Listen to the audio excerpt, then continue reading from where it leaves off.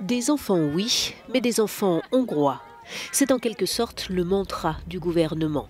Face au déclin démographique, la droite conservatrice et nationaliste du Fidesz ne ménage pas sa peine. Elle vient de décréter la gratuité des traitements contre l'infertilité. Ce sera aussi prochainement le cas pour la fécondation in vitro. Pour le Premier ministre Viktor Orban, pas question de compenser la faible natalité par l'immigration. Si nous voulons des enfants hongrois plutôt que des immigrés, et si l'économie hongroise peut générer les financements nécessaires, alors la seule solution est de dépenser autant que possible pour soutenir les familles et élever les enfants.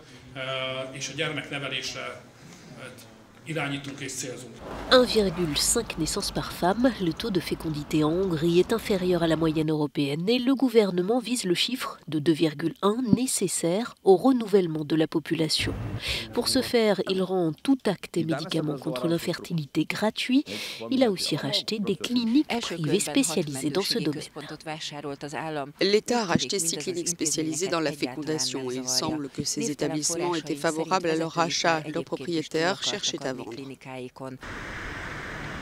Pour autant, certains experts s'inquiètent de voir la qualité des soins en pâtir. C'est le cas de Sombor Kunets.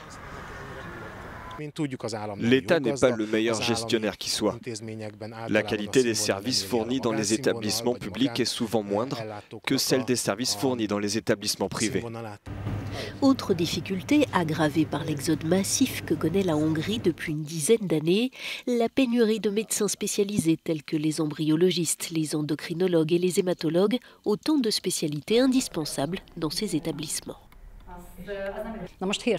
Certes, beaucoup d'argent est subitement injecté dans le système, mais il n'y a toujours pas suffisamment de personnel spécialisé en Hongrie.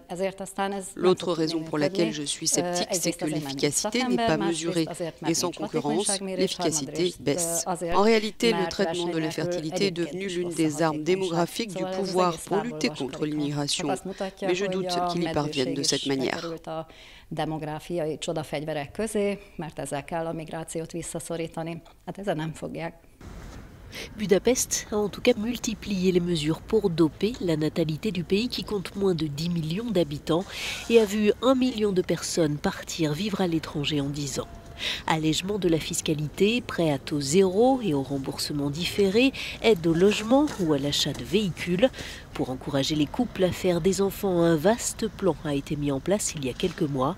Avec ces nouvelles mesures contre l'infertilité, le pays espère 4000 naissances de plus d'ici 2022.